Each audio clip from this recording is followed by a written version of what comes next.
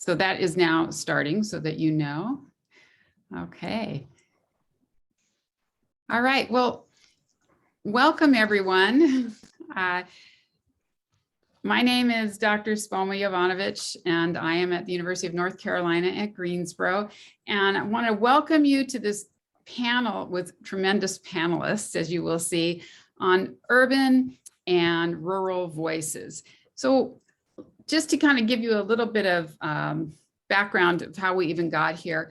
As you'll see on this screen up in the right-hand corner, the National Communication Association has a Center for Communication, Community Collaboration, and Change, which we are housing here in Greensboro, and we have for the last couple of years.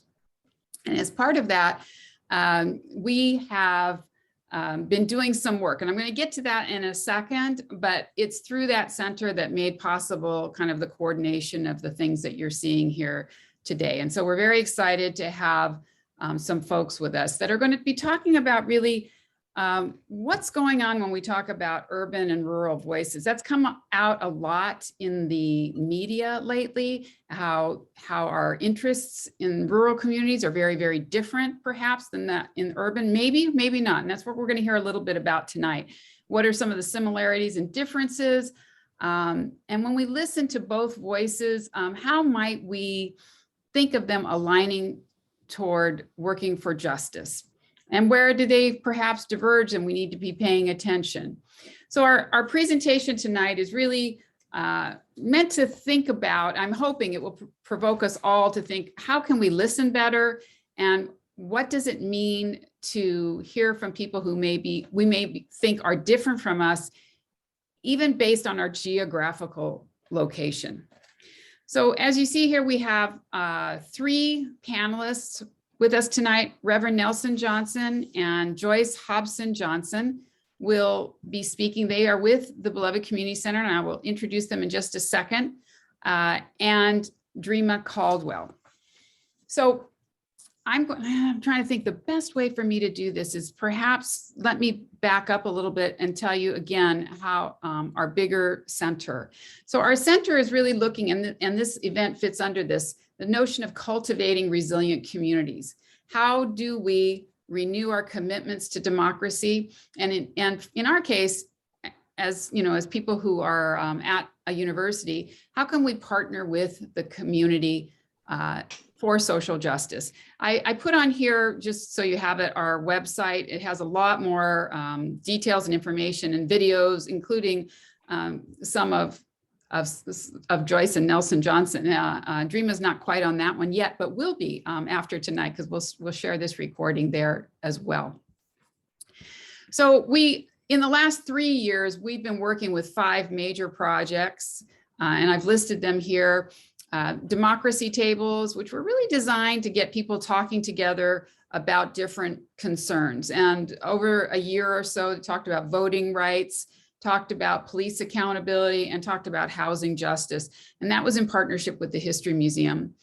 We also have been working to expand the Growing Green for Greens program at our neighborhood markets that are located in Greensboro, that double SNAP, or for those of you who don't know what that is, it's like food stamps. So when somebody goes to the farmer's market, they can use their food stamps and get double the amount of groceries back. And that's a benefit not only for the customer, but really for the farmers who themselves experience, lower incomes oftentimes, sadly. We've been also working with the Greensboro Public Library on learning circles of people coming together who may not go to college or a university, and how can they learn things that are important to them, helping each other, basically being peer support, and it's just facilitated through the library. We started an urban garden at St. Philip AME Zion Church. It's called Garden of Peace, recognizing that on the east side of our community, we don't have as much fresh fruits and vegetables growing. And this is an opportunity for the community to come together and make sure that they have the resources that they need for that kind of good nutrition.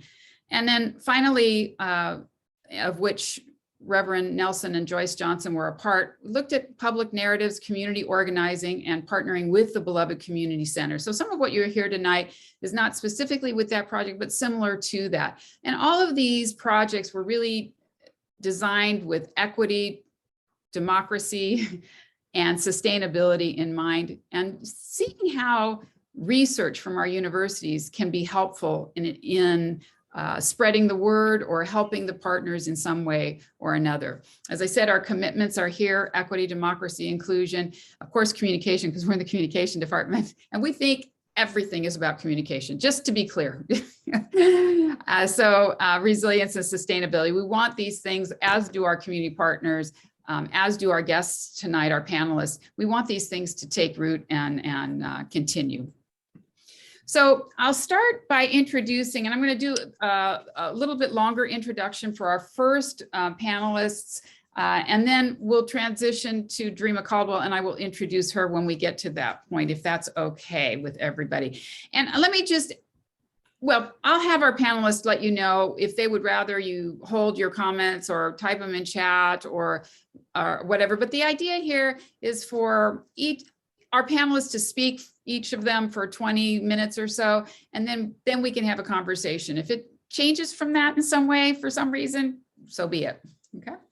But let me tell you first about Reverend Nelson and Joyce Hobson Johnson. They are the co-executive directors of the Beloved Community Center here in Greensboro, which has been around for 30 years. They've been doing this work for about 50 years of really putting together diverse intergenerational teams to provide leadership to our community, to religious groups, to the youth, to women, to labor organizations, neighborhood groups. I mean, pretty much everybody, immigrants, environmental justice groups, and human rights organizations.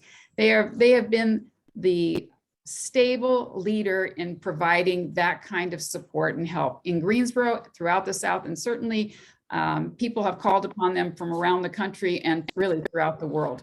Their work is inspired by the values and the movement building practices of you might know already, the Reverend Dr. Martin Luther King Jr., who wanted and envisioned this beloved community, right, that embraces racial equity, that ensures there's worker justice, that women and gender equality is present, that we have police accountability, criminal justice, the way we'd like to see it, affordable access to solar energy, and voter education and voter participation. And the list goes on of the kind of work that they've been doing, because it's all connected, right? So the Johnsons, though, are perhaps best known outside of Greensboro and sometimes inside Greensboro for leading the historic Greensboro Truth and Community Reconciliation process. It was the first Truth and Reconciliation process in the United States, and the first one in the world that was grassroots driven instead of imposed by a government from on top. It was supported by the Archbishop Desmond Tutu and Dr. Peter Story from South Africa, and initiated to really address matters of truth, justice, and reconciliation and healing after the 1979 Greensboro massacre that was carried out by the Klan and Nazis right here in Greensboro. Their work over a period of more than 25 years and the work of their supporters, other survivors, their allies, led to finally, I think, a big win of the city of Greensboro issuing a formal apology for what happened that day and the roles played by the police and other public officials. For those of you who don't know, on that day, 5 people were killed in the middle of the day and 10 people were injured in a predominantly African-American neighborhood in our community. And it was something that left quite a sting, I think. How could this have happened? Currently, the Johnsons are consulting with numerous truth-related initiatives, and just in January of this year, launched with some partners a North Carolina Truth, Justice, and Reconciliation Commission initiative. And so I'd like to turn it over to them to talk again for about the next 20 minutes or so about what they're doing, how they're operating and working with both urban and rural voices, and maybe even how we might all get involved in some of that. I know you have a couple of slides to share, but I'm going to stop sharing this right now, and I can pop right back onto the PowerPoint as soon as you'd like me to do that. And if that's right now, I'll do it, but I'll give it to you, Joyce and Nelson, and you just let me know when to progress. Okay, we'll let you know. But thank you for the introduction. You can tell that SPOMA and we have known each other for quite some time. So, and more than just knowing of one another, have the gift of working together. This is a special time for us to be on this panel along with Dreama Caldwell. I think has been 2 years, Dreama, we've been talking about needing to sit down and really plan some of this work together. So as she is the communicator, SPOMA was key in at least connecting us here with all of you. And I see several faces I know. Bernita Reed, who follows us around with the camera, work, and Lewis Pitts, who's been an attorney several times for us, and Suzanne Farr, who looked like she just blinked off. Suzanne Farr, there she is.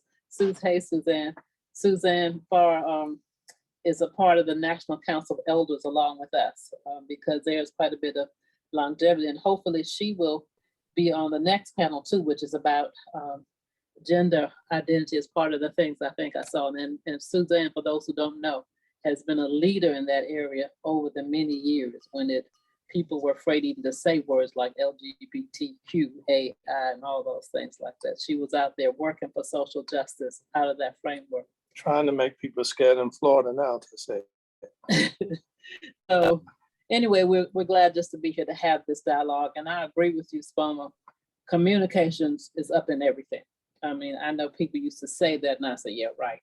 But it really is just an opportunity, and more than just opportunity, the commitment to share, to listen. And of course, communication is more than talking sometimes, but it is the feeling, the understanding, the appreciation of what one another is saying, even when we don't agree. Even when we don't agree. And that's a lot of where we are in this world today. But let me switch over and just say a few words about this North Carolina statewide Truth, Justice, and Reconciliation Commission initiative or process that we launched in January. We've been working on it for about a year or so before that time, and we're still working on pulling it together. We looked around, as all of you have, and we don't have to look far, and recognize that divisions, separations are so deep in our society.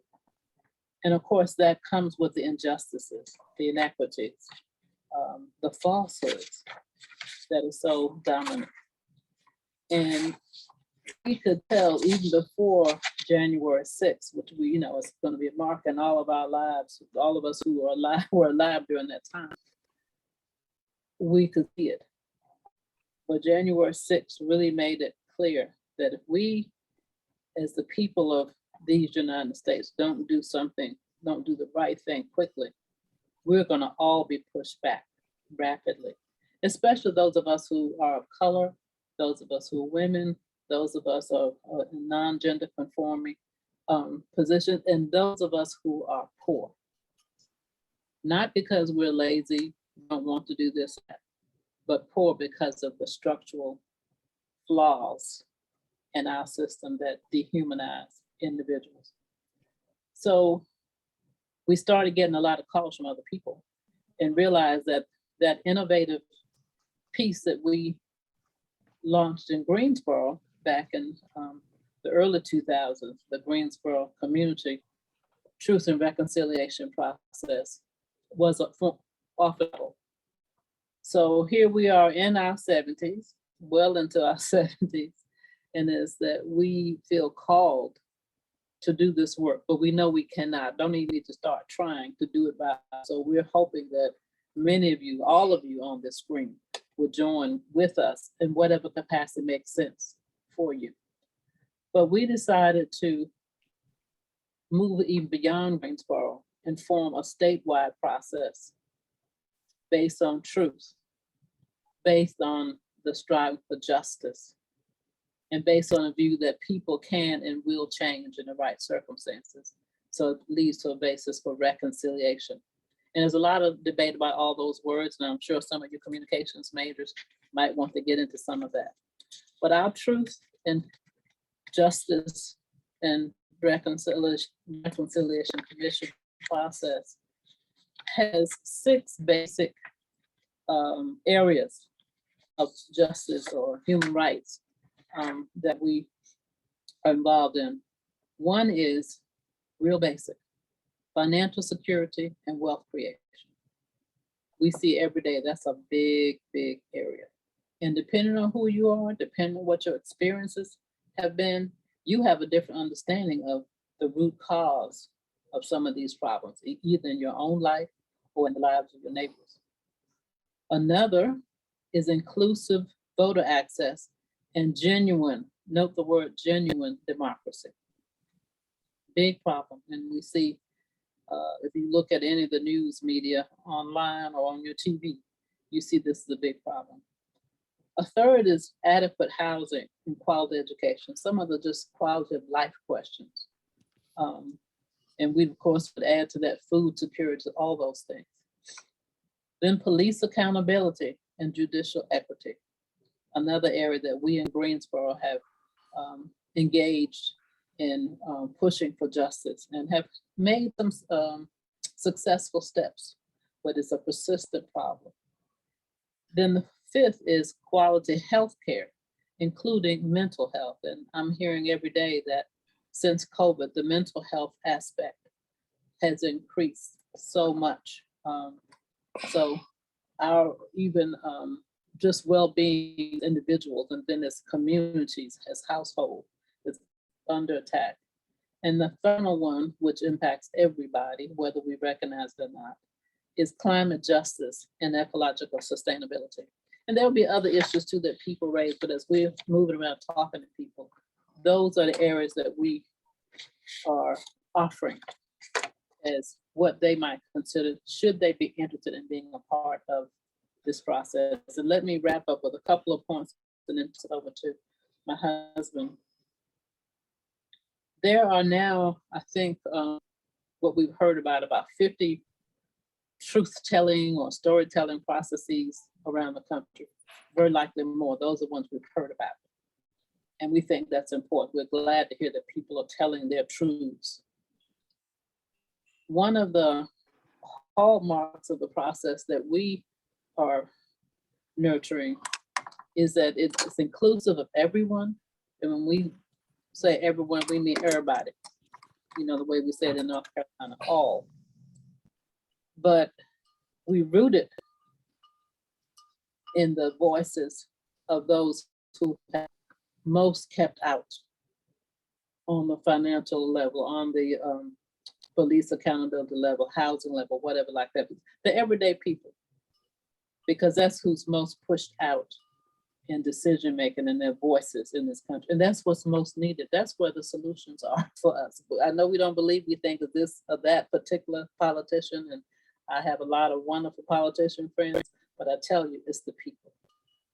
And this is almost part of my belief. Now, it is a part of my belief structure that the people united can never be defeated, and that there is a possibility of change when we engage with people. So it's a grassroots formation that includes everybody. And therefore, it's a lot of work. And that's part of why we're excited about working with Dreama, because they too are getting into the weeds of working with everyday people and bringing us to the table and figuring out how to move forward. So let me toss it over to Nelson, and we'll move on from there.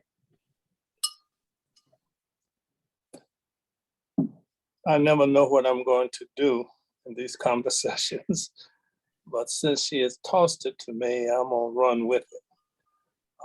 I want to point out that our understanding of ourselves, of our city and nation is not primarily academic.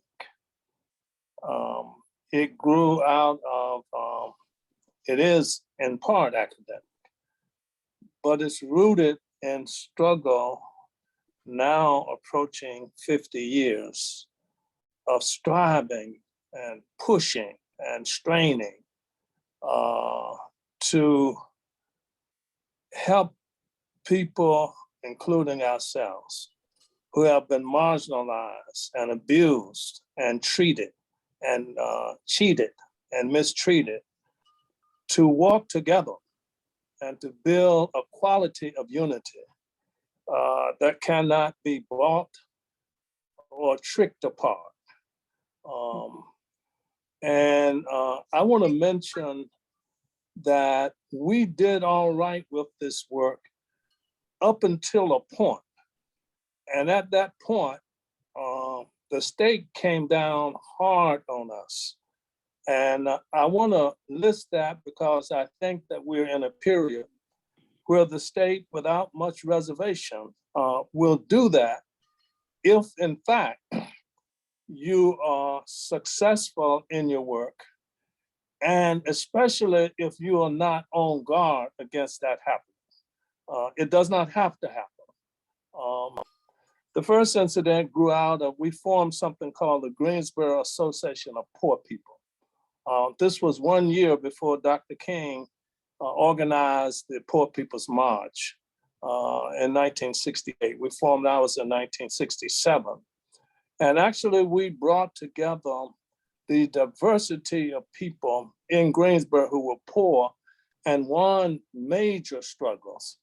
We won labor struggles without being a labor union because the community became, that was the in it.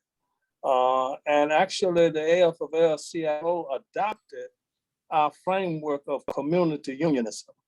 Blind workers who were not even supposed to have the right to organized as part of this community and won an enormous victory for blind workers when a huge part of the city went on, refused to shop downtown.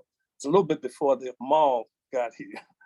And actually, when you start messing with the money, you're messing with the holy grail of the dominant culture. And we were actually messing with that. And we worked it out so that these workers won. Housing strikes, where we refused to pay rent. And we were naive enough to be worried about whether people would have the money to pay the rent once we won the victory. But we knew we would win if the landlords were not getting any money. We refused to put the money in the bank. Joyce and I were elected to hold, but nobody knew that. So all the tenants paid the money to us, and we had thousands of dollars in an old office, locked up in It's a cigar box. I don't know what the young cigar people know what box. that is. And so the mayor was on the golf course, and he staggered off of the golf course and came to meet with these AAA housing. Those from Greensboro would know that name. Agapian now. Agapian, worst landlords in the city, and actually brokered the unity. And they were trying to find out which banks the money was in, because the word had gotten out that these people are paying money somewhere. So we won that. And the more you win these things, the more of a target you become to the powers and principalities. So we had built unity primarily between Black people, the Black community, North Carolina A&T State University student body, Bennett College student body, and the local high school here, Dudley High School. And at Dudley, there was a young man named Claude Barnes, who wanted to run for student government. Let me speed this up a little bit. I'm trying to give you a little backdrop. And actually, the all-white school board refused to allow him to be put on the ballot. They pretended that it was the principal's decision. We found out that the principal actually was a weak man, and he would dance to the music of the school board. And as a result of that, we pulled together, and this young man was from a housing project, is the way it was called, but it was public housing. So we had unity in that community and in 5 or 6 other public housing communities. And we had built an alliance with the middle class, NAACP, and with the students at A&T. I was a student government vice president, I'd just been elected. So the students protested and picketed, and they were all locked up. And we were holding the founding meeting of the National Student Black Organization, SOBU, Student Organization for Black Unity. And students from all over the nation were at A&T when these young people marched into the student union wet and the arms bleeding. They'd been thrown on the ground by the police. And in that period, there was a kind of language, Black power language. Black is beautiful. It's so beautiful to be Black. Beat, beat, bang, gang, Ungawa, Black power. All of that youth energy was in there. On the side of that was the energy of the workers we had worked with. On the side of that was the energy of the tenants who had won a tenant struggle. And so we joined with these students and said, let's go over to the high school and install Claude Barnes as the duly elected. And so about 500 of us marched to the high school, went into the gym, set up a table, got on it, and declared that Claude Barnes Jr. is the elected student government president, and we declare him inaugurated, or whatever the word we use. And that night, people opened fire on A&T's campus. And the Veterans Club, which was organized, came to me. I'm a veteran. I'd done a hitch in the Air Force, and said that we didn't fight in Vietnam for this. So they said, we're gonna take over. And so they went to the campus police. I hope you don't mind me giving some depth or background, and told the campus police, we got no problem with you, but y'all are relieved. We'll take it from here. And so we actually defended the campus. And at the time, it was framed more Black and white. And so no white people could enter the campus. And at that point, Governor Scott sent 500 National Guardmen to retake the campus. And they did. And the students at 5 in the morning, personnel carriers and how do you call them? Helicopters and everything took over the campus and took over 500 students into what they call protective detention. The school closed, there was no graduate, and everybody went home. And what I'm raising with you was that's what the state did over against us, and then gave me 2 years in prison, but I never served them. I served about 6 weeks because the community was organized and a huge delegation of the community went to Raleigh and they secured my freedom. That's one piece of it. The other piece you're more familiar with is the successful work in organizing labor in the tech industry. And now the labor and the community had built a relationship with each other. In fact, the community and labor are already each other.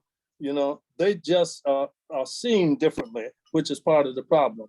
That led to what's known as the Greensboro Massacre, where the Klan, the Nazis, and the Greensboro police, together with the BATF, alcohol, tobacco, and firearms, organized a plan to interrupt a march, kill 5 people, wound 10 others, and actually blame us for the whole thing. So that's part of the background that we come out of.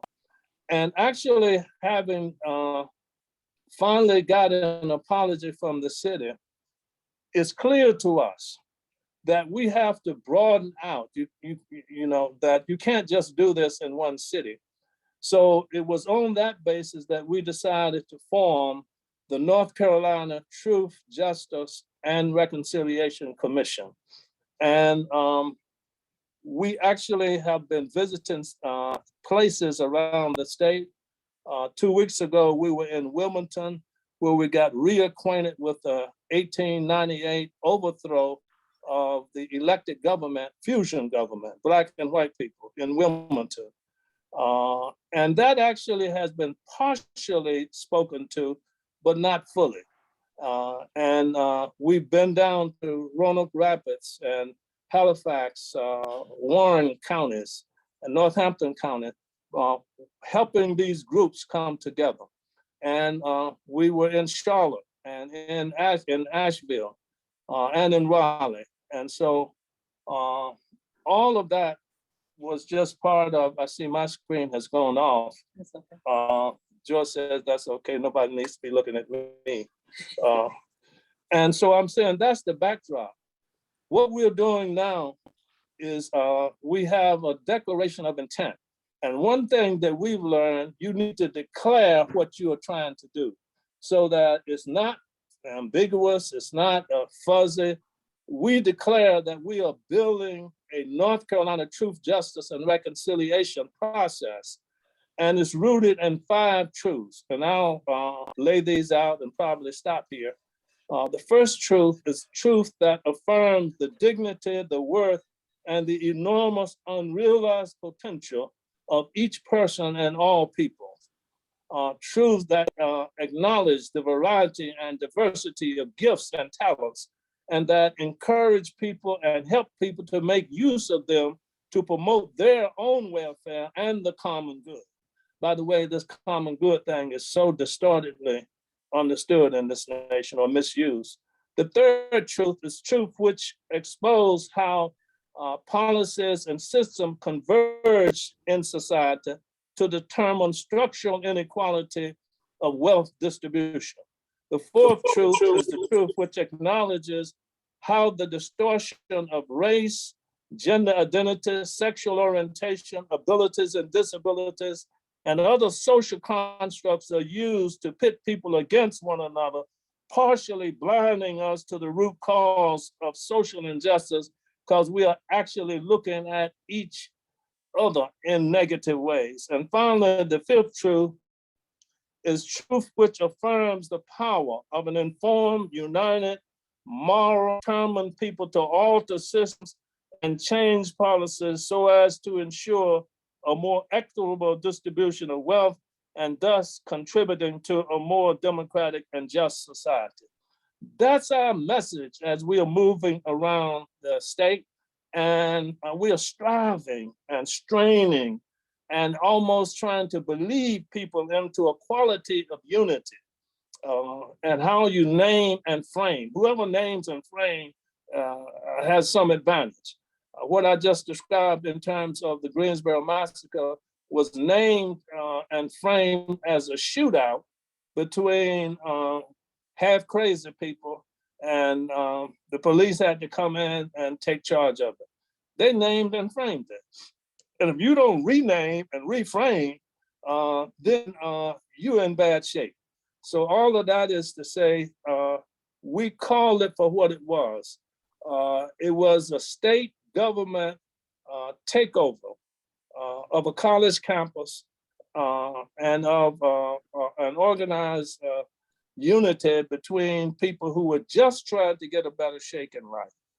So let me end by saying we feel pretty good about where we are. We're on the front end of this process, and we talk in terms of walking toward each other in all of our diversity, which is a beautiful thing, until somebody actually pits us and manipulate us to be against each other.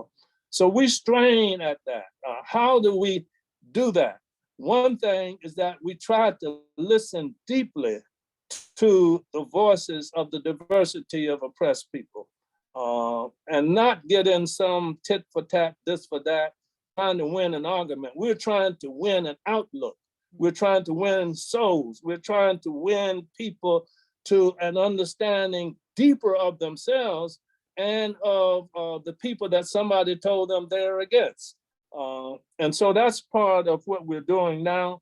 As we're setting up the framing, we've established an advisory council and we're pushing out information this week to all of the people in charge because we know that they will be reacting to what we're doing. So we're sending it to all 200 of the legislators in the state. This is what we're doing and this is why we're doing it. And we know that some of you will oppose it, but we want you to know what we're doing before somebody else tells you what we're doing, which is not true. We're doing it to the mayors all over the city, rural. I guess there's such a thing as rural cities. Mine certainly is Littleton, there are 500 people down there now. I told the guy it was 500 and he said, no, it's 400. I married one and we left. So we're putting that together and we feel pretty good about it. We know it's not going to be easy, but we think that we are looking at a dangerous situation in this country. When you can get 15 to 20,000 of people running up on the Capitol and then a year later, defending their right to do like that with a structured leadership. So all of that speaks to a moment in time. We either step into this moment and try to build something that has some grounding to it and some quality to it, or we kind of dance around the edges as this situation grows worse. I don't believe that we're coming out of this anytime soon in a just way. And I think we have to prepare ourselves. The greatest weapon people are using against us, or one of the greatest ones, is falsehood. You tell a lie over and over and over again and get 70 million people pulling the lever for the biggest liar we've experienced publicly recently. And all of that's on top of maintaining a system that is divisive in its essence and pits us against each other.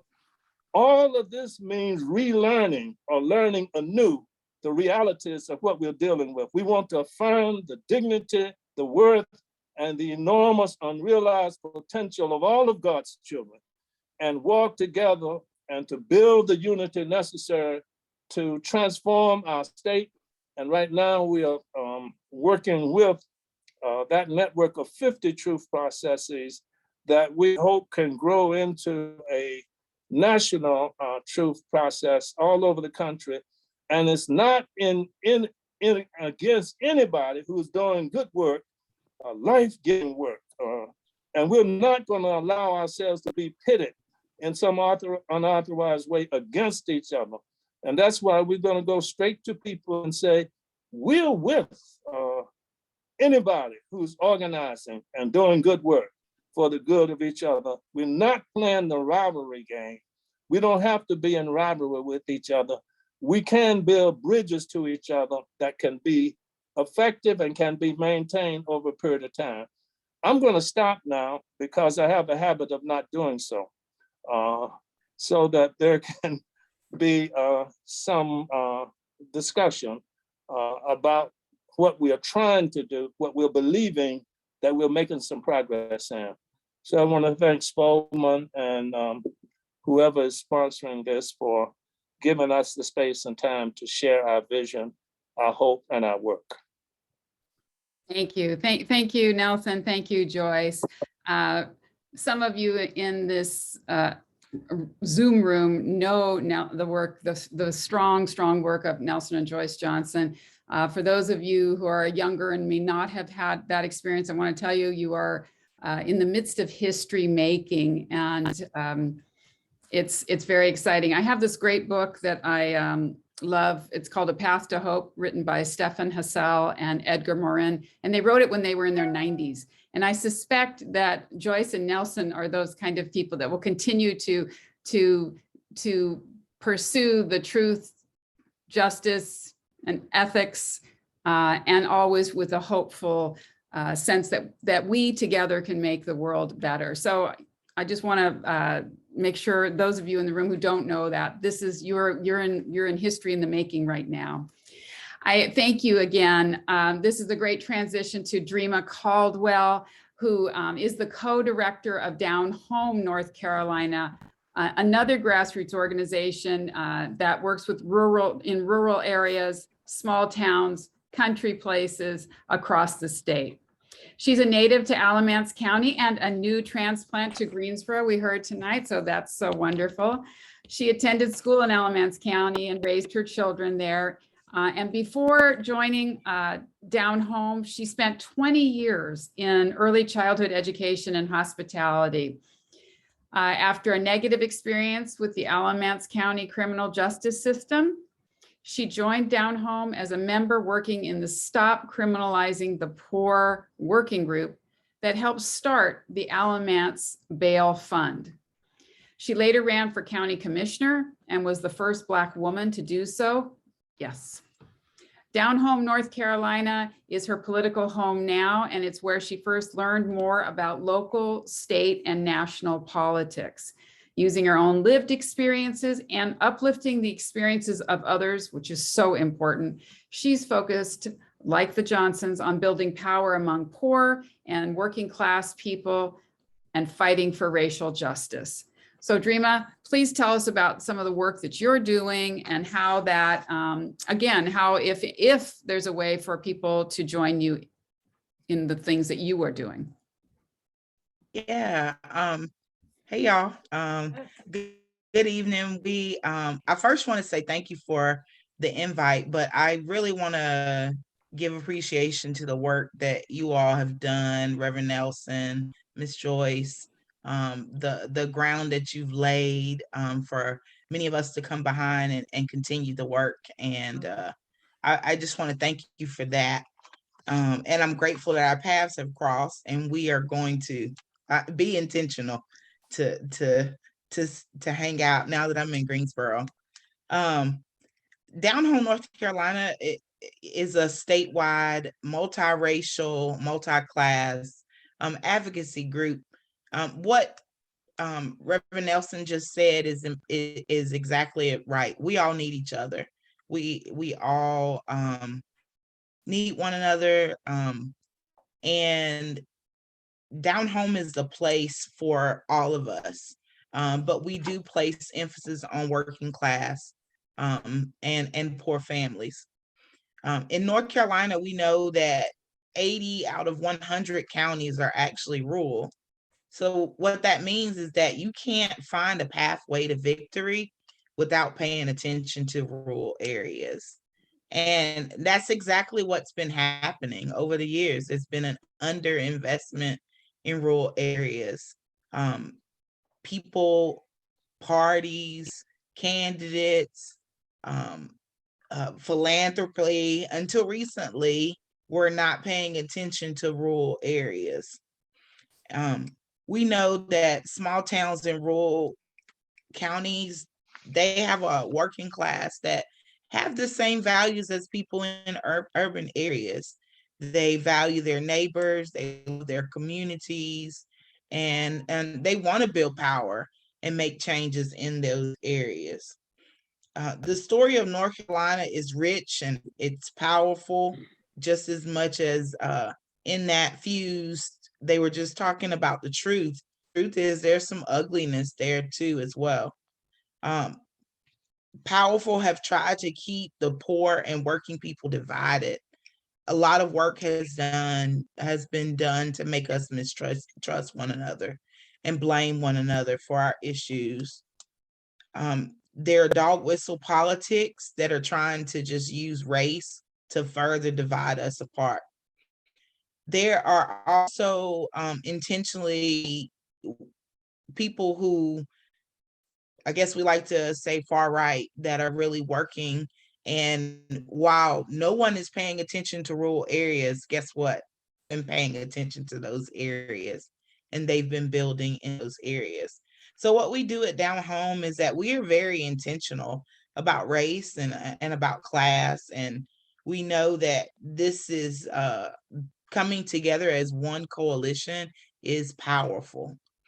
And we also know that that takes work, and that's work that we all have to be committed to individually as well as a community. Down home chapters work to identify local issues and address the need for them. Members actually get together in their chapters and decide what's most important to them in their community. And that looks very different from community to community. We have campaigns to hold people, elected officials, accountable. We also have meetings that interview candidates to make sure that they are making sure that our issues are a part of their platforms. Down home members, they also work to have a working class mandate or platform, and that is also what's happening in their community, what's important to their communities. When we can't find candidates who will run on those mandates, then we become those candidates. And as it was said in my introduction, in 2020, I became a candidate for county commissioner. And a little bit about my own story about coming into Down Home is that I came in as a member with my own issue in a place to talk. But one of the most outstanding things about coming in Down Home is I remember when I came in, and Todd, who's my co-director, is also a co-founder, was in the office, and I walked in and saw the butcher paper up, and it had written out all of the city council members, how long they had been in power, when their term is up. And in that moment, I realized, although I had voted every single year, I did not know any of these people. I likely had voted for them or likely didn't vote for them, but I didn't know who they were.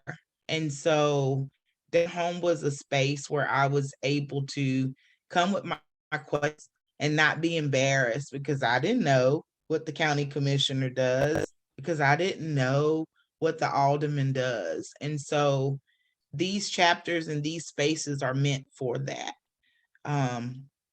This spring, some of the things that we're doing is we're going to have 10,000 conversations in rural areas. We're planning to be in 10 counties, and we've built a team that will go from the mountains to the coast. And so we've got teams out west, and we have teams in the Piedmont as well as out in the east. And in these counties, we're going to have 1,000 conversations, just listening to people. What keeps you up at night? What are some of the issues in your community? Why haven't they been solved? What would it look like if they were solved? And these are all questions that we'll be able, in conversations that we'll be able to have with people. We'll be on people's front porches, we'll be at farmers markets, we'll be holding listening events and other small, what we call house parties. In the 2022 elections that are coming up, it is our members who will be endorsing people. So it's not Todd, myself, any of our staff. Our members do our endorsements of people. And so those working class mandates that they've worked to create and say, this is a statement of what we want in our community, they'll also interview candidates and make a decision who they want to endorse.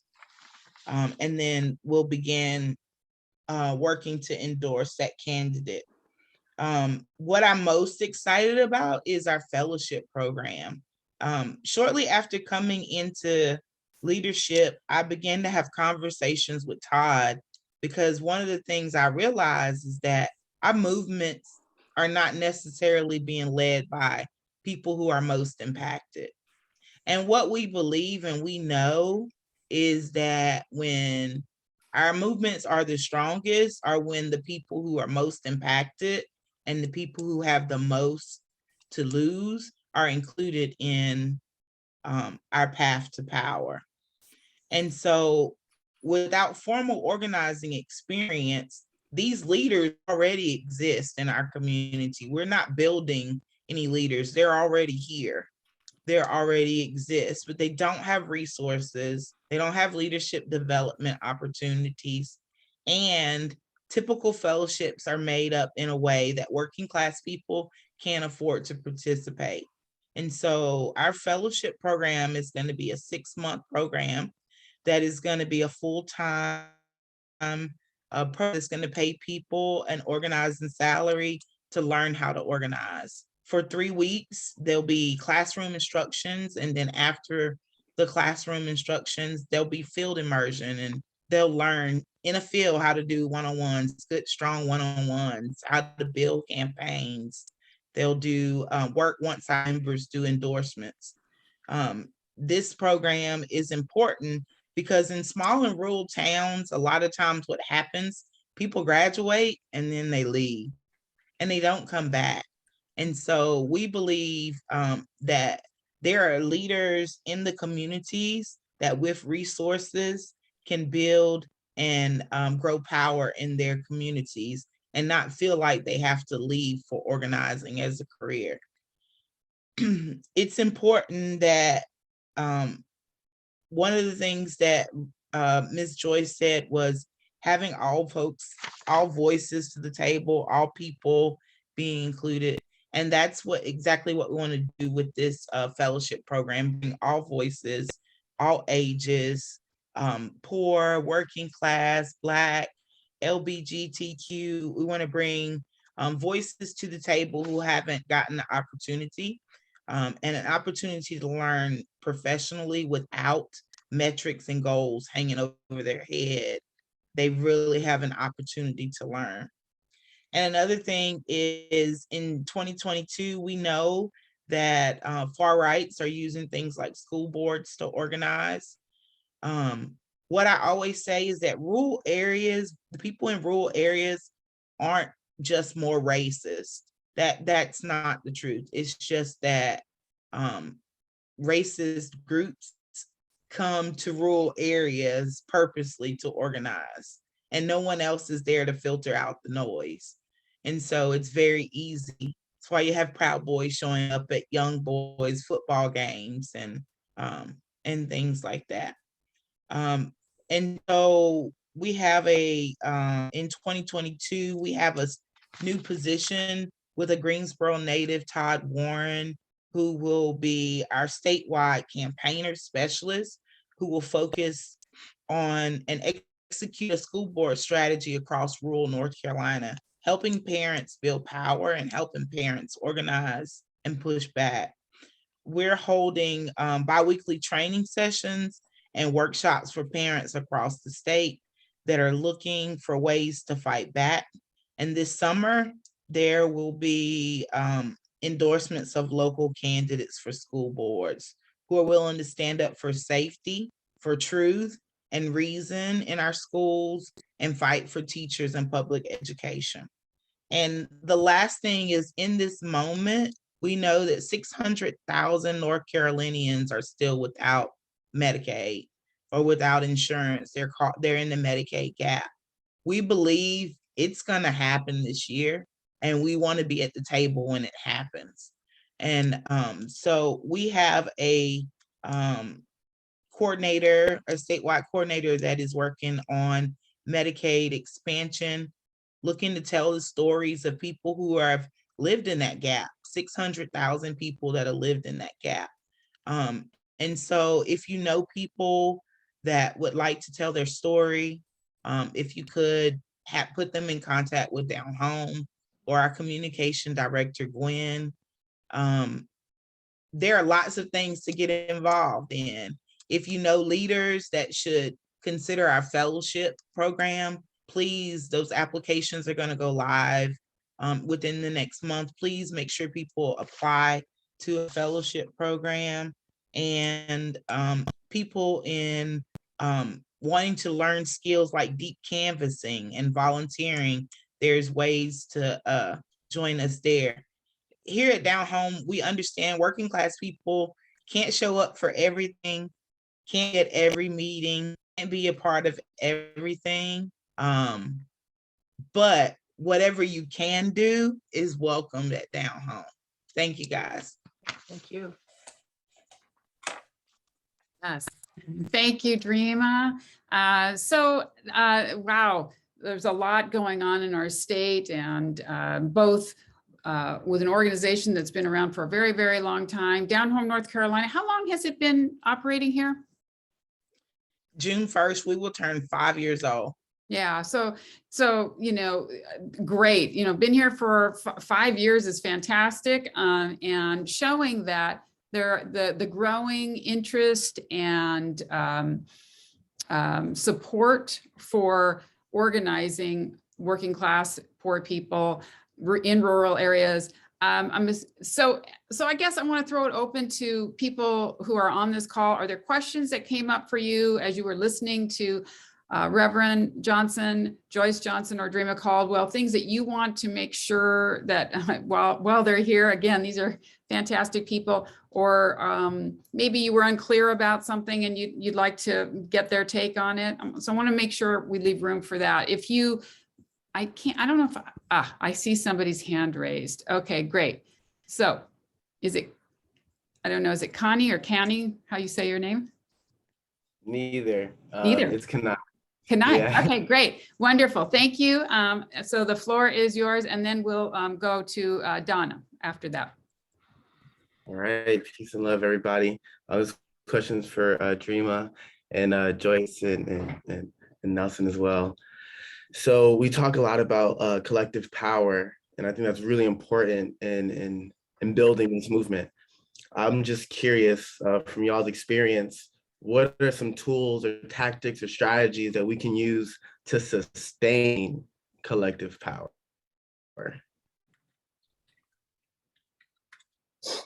I hope others will join in, but what has been most apparent to me over the years has been building deep relationships. And that's beyond showing up at the march together or agreeing on the correct chant and what have you, but really knowing some of your story and how it connects with mine, so that I can relate to you beyond just that particular. I think Dreama talked about the different metrics, et cetera, they can really derail some of this relationship building. But that's one thing I know. I want to, when I work with folks, at least particularly when it's been more than a few years, I want to know your partners, your mama, your daddy, your children, all of that, because that's what makes up you. What are your dreams and hopes? So Dreama, Nelson, what would you add? I've talked a lot, so Dreama, jump on in and clear this thing up for us. Yeah, I think that just evident of the work that you all have done. My maiden name is Johnson, so I keep thinking like they're my cousins. Uh-oh, it might be from the same plantation. But one of the things that, I think that just evident of how long you all have worked, tells that it's always urgent. There's always going to be a problem. There's always work to do. So some of the things that, I like to talk about is that our movement needs to have joy-centered strategies. Our communities have a lot of trauma. Our communities are put in hard situations, and joy-centered strategies are important for sustaining.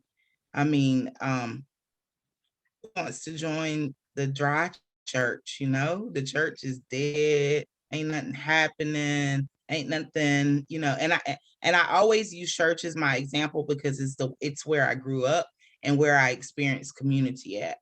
And I am a board member of People's Action, and one of the things that People's Actions talk about is that they have a joyous rebellion. That's exactly what this has to be. The other thing is self-care is important. I come from a corporate world and moved into nonprofit world, and I'm like, y'all don't take care of yourselves. Y'all work too much.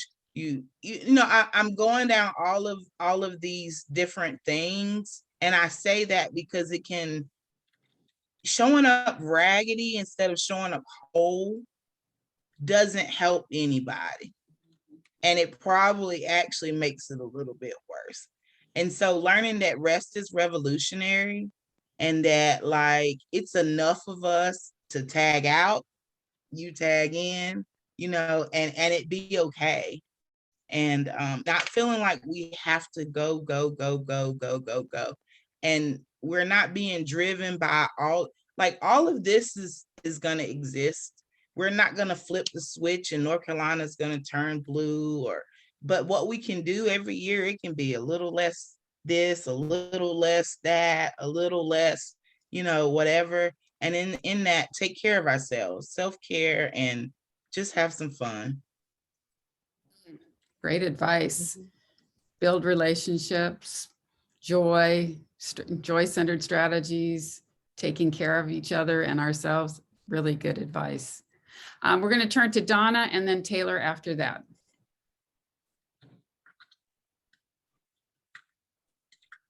Good evening.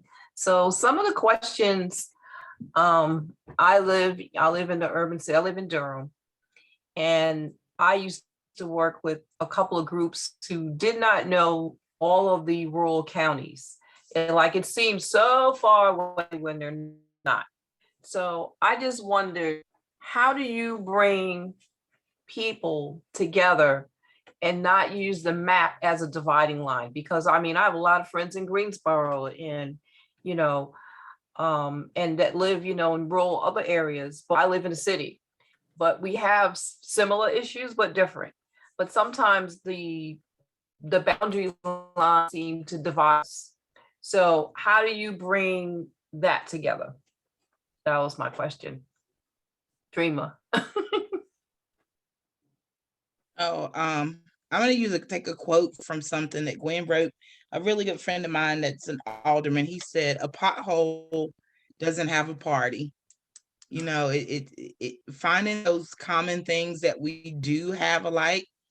The statewide issue that Medicaid has not been expanded. That's true in Durham, and that's true in Alamance County. And so finding those type of issues that you can begin to have conversation about. And I think that once we get to talking, we're really going to find out we're more alike than we are different, and that we have the same issues. Poverty for you may look different. Poverty for me may look different. We do this thing where we play Oppression Olympics, right? And it doesn't matter whether you get the gold or the silver or the bronze, oppression is oppression. But I think when we all start talking, I just say just talk about your own experiences. You don't, and listen to others, and then you'll find your commonalities. Thank you.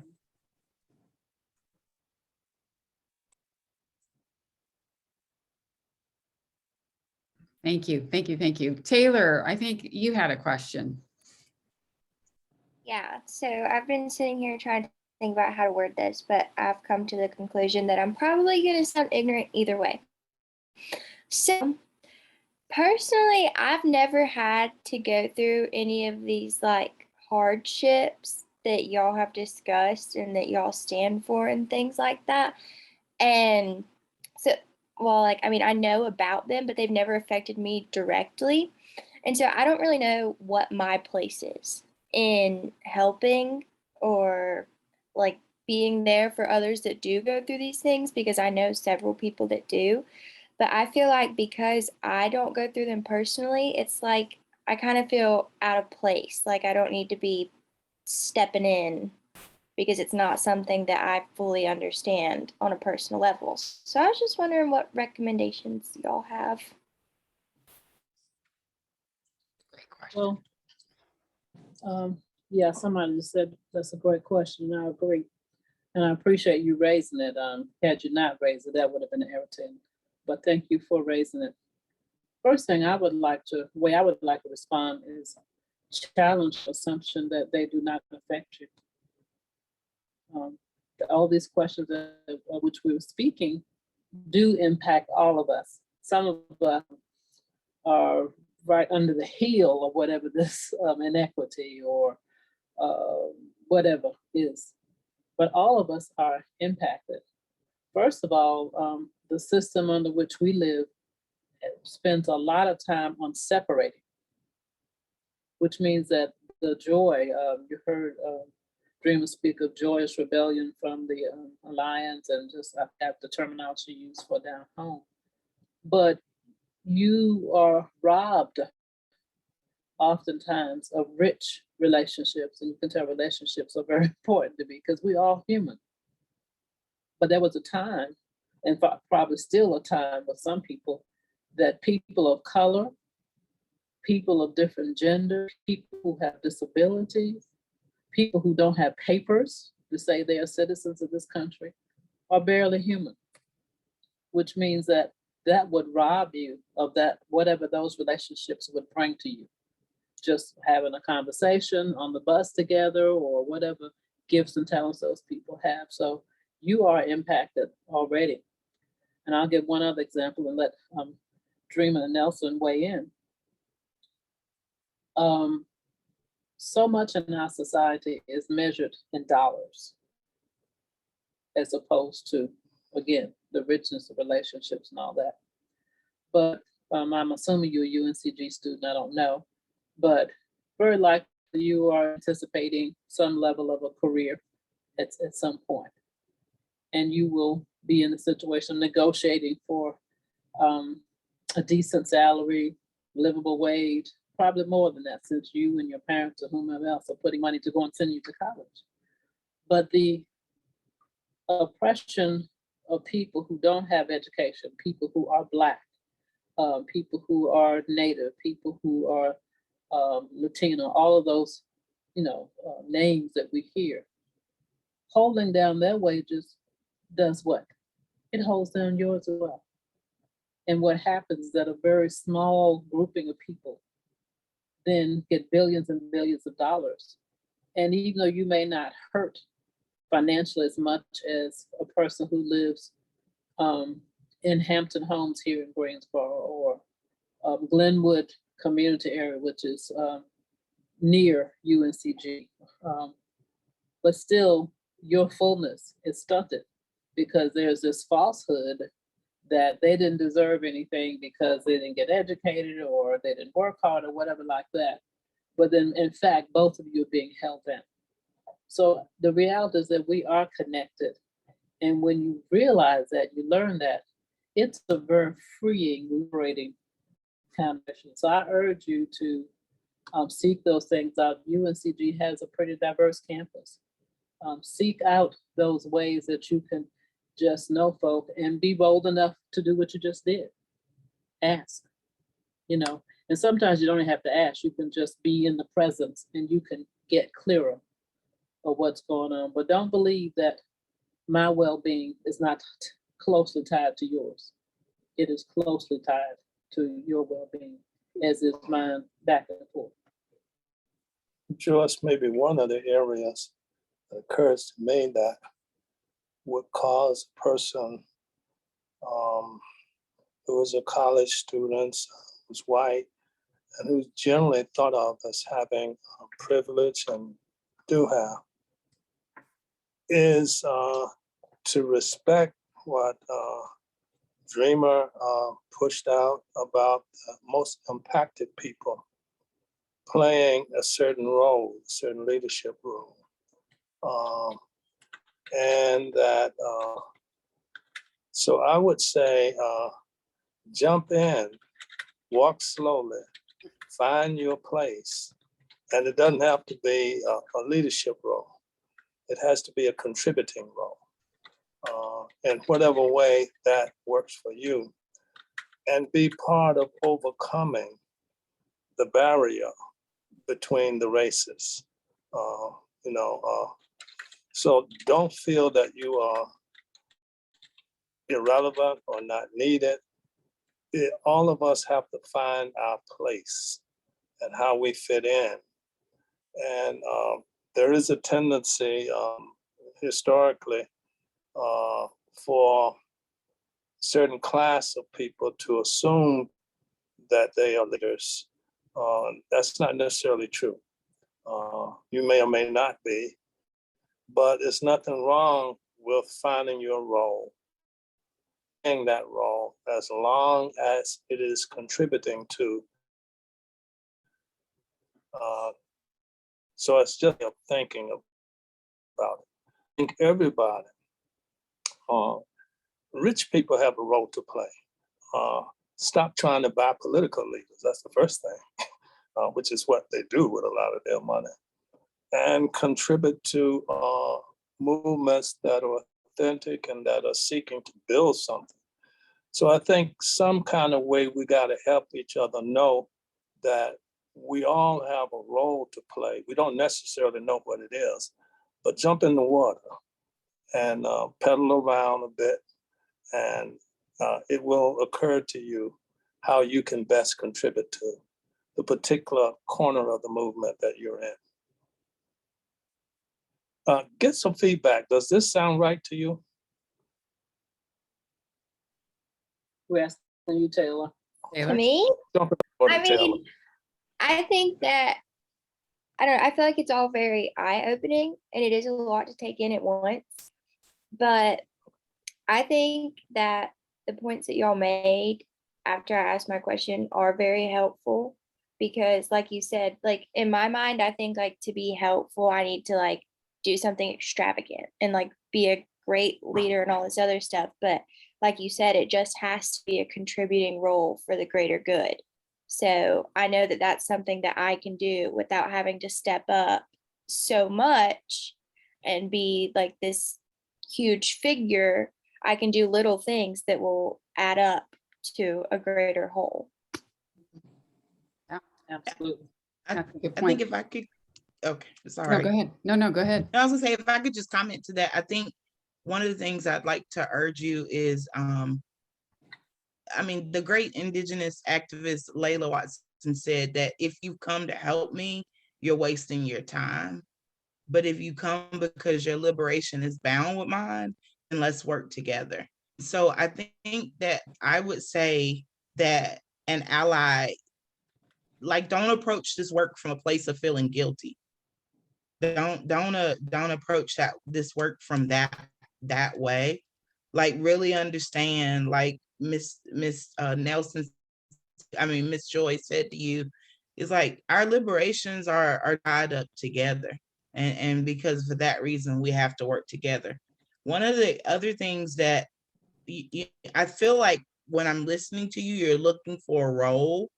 And your role right now, maybe as a student, is to educate yourself, to attend DEI trainings, to take, African American literature and learn. Like your role might not right now may be to learn and to unlearn maybe some things that you have learned along the way that may not serve you on this journey. And so, don't rush yourself thinking there's something you physically should be doing, when actually, it's more mental and being prepared. And as you start to unpack all of these things, to know that you'll have new light on one of the things I always say to my other white friends, like, get your cousins. So you'll be around your cousins and you'll hear things, you'll go, oh, you'll be over here and you'll hear things like, wow. And so that is your work. That is work that you'll have to do. That is work that, that's your work, and that is contributing to the movement as well. So.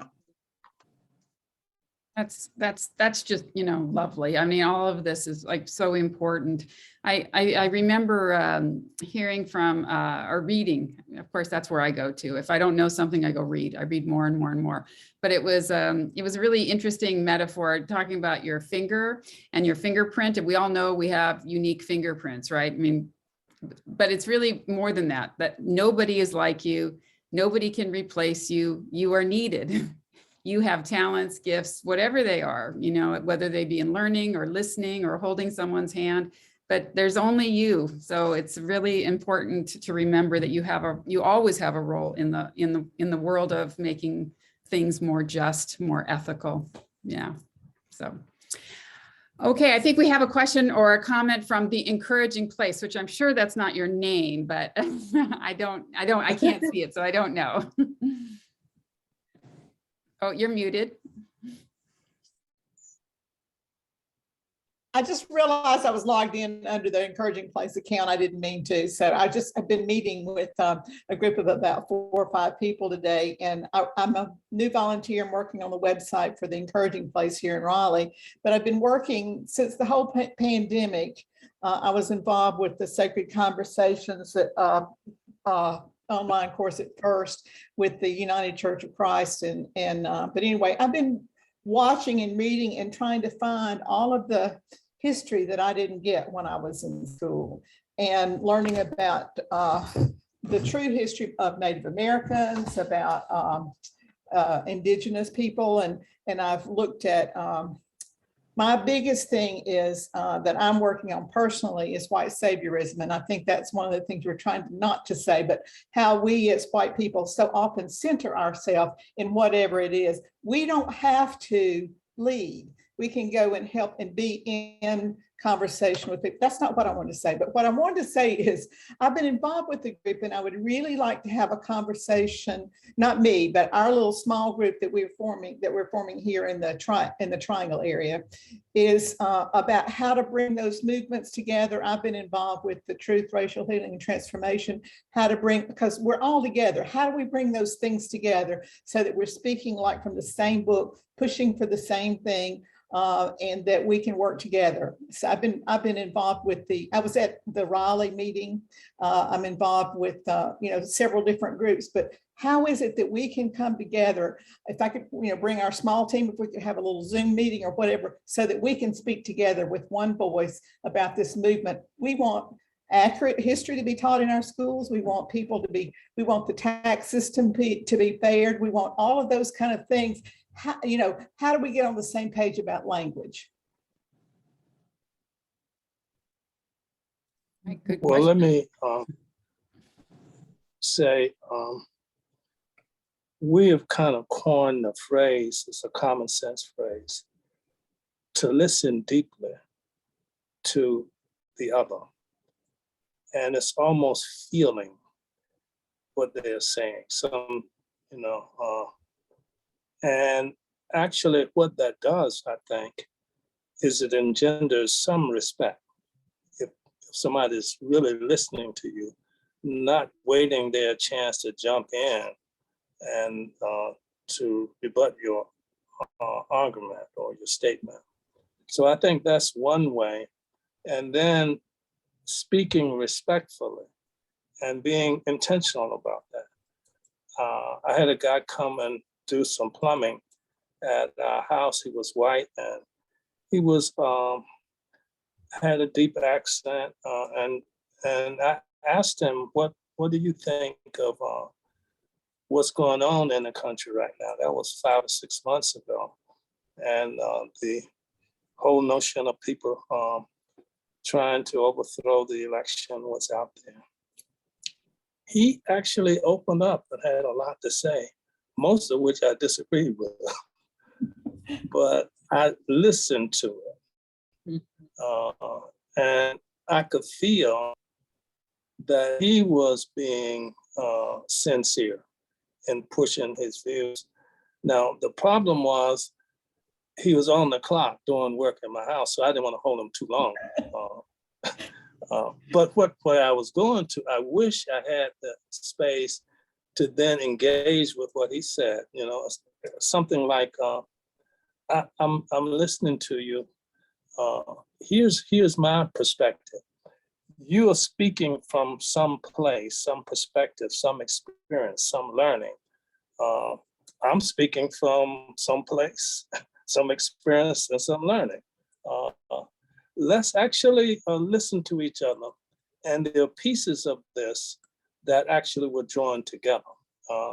So we're emphasizing deep listening. Don't rush, to counter somebody, and respectful speaking. And I think we're beginning to push back against the culture of rivalry and individualism when we do that. I do want to name a couple of things that I would like others to give a little advice on. How do we manage funds, money? It's my experience that I won't name the group, but a group got $100 million during the period of the pandemic doing movement work. I have some major differences with it, but people fund who they want to fund. And they often fund people who will gently and not so gently sometimes take the movement in a direction that's counter to the authentic interests of poor people, if you know what I mean. That's one part of it. And the other part is something in each of us. And that culture has helped us to be in rivalistic relationships with each other, individual or organization. Mm-hmm. Those are two areas that I would like to get some feedback from people who are doing this work. I see Sister Forrest. Actually, that was my question. About Okay. we're all on the same team. So how do we get that us so we're speaking the same language? I'm with you on that. So that was my question. How do those of us are on the same, but we may use a little bit that we're not in rivalry, that we're in a collateral working together? Well, let me end by saying we have to consciously decide that we're not in rivalry, because we get put in rivalistic frameworks. And half the time you don't know and by the time you know it, you're well down the road. And there's something about the ego that doesn't want to acknowledge that extent of rivalry. I'd like to ask Suzanne, who's been in the movement a long time, what say ye? Well, in response to what you said, Nelson, I think that we are so swamped in capitalism that with the rivalry and the competitiveness in that we in the movement reflect that too often. That's right. So when you set up a nonprofit system, which is actually taking money from the very, very wealthy, from the gains of deep capitalism, and each organization has to compete for it, then of course they're going to start competing with each other. And I don't think that's what was happening when you were talking about 1967, that you weren't getting your money from a foundation that you had to go beg the money from. And it's not that organizations don't deserve it, but that it corrupts us, I believe. And so my first rule is that whatever organization we're in should reflect the world we're trying to build. And if it doesn't, we will never follow the right star, So I think that one of the things to do is to do an assessment of our organization, an assessment and connect that to that world we want to build. And then I think we'll clean up a lot of what we do. And I think that's just critically important. I feel the same way about religious institutions. I often feel that they are not reflecting the world they're preaching. And, and I know that you have experience with that because you're among many religious organizations. And that's one of the reasons I appreciate the two of you so much, Joyce and Nelson.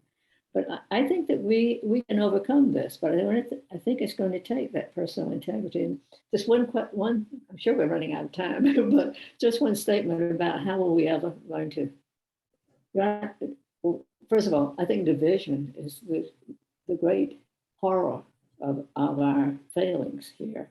That is the thing that I think can take us down. And I think there's commonality to be found.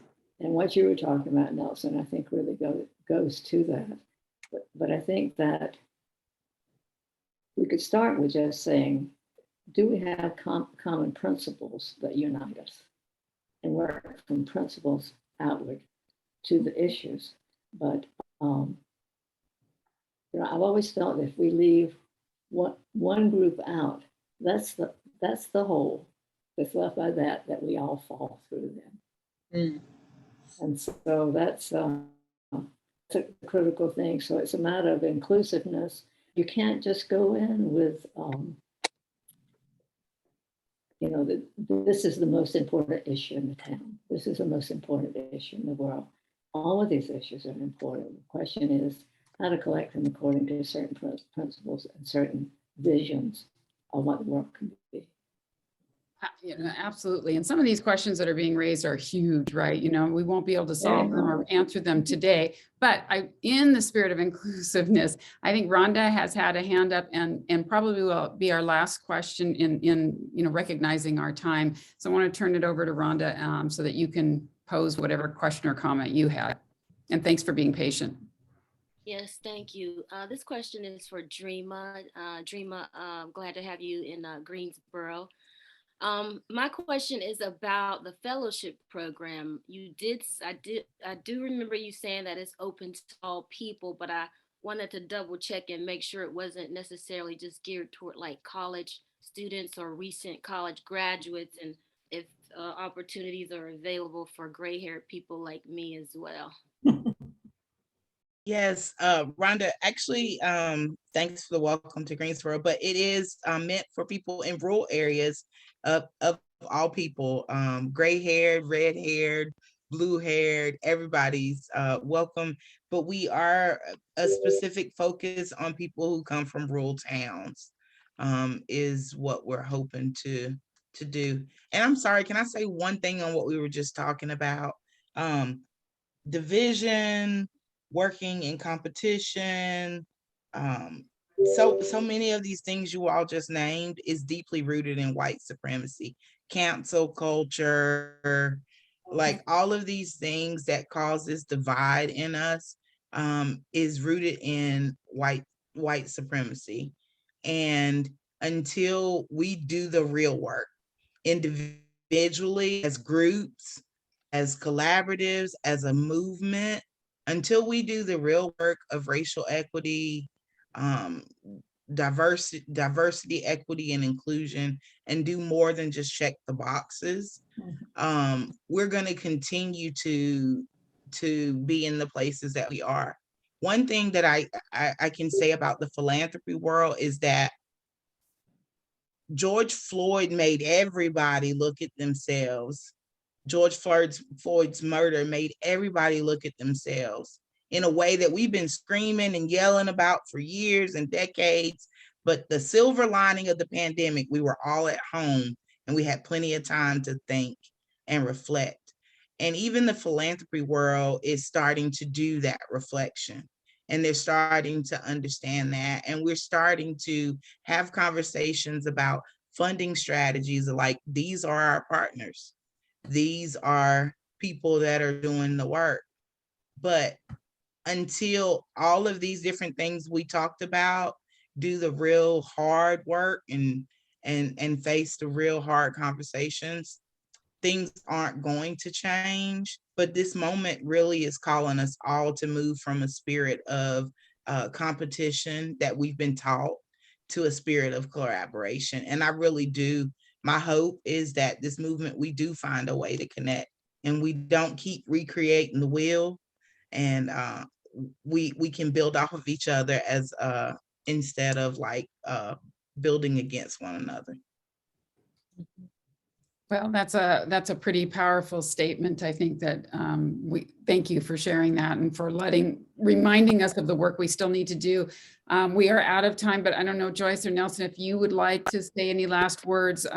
It seems fitting, I would say, to do so.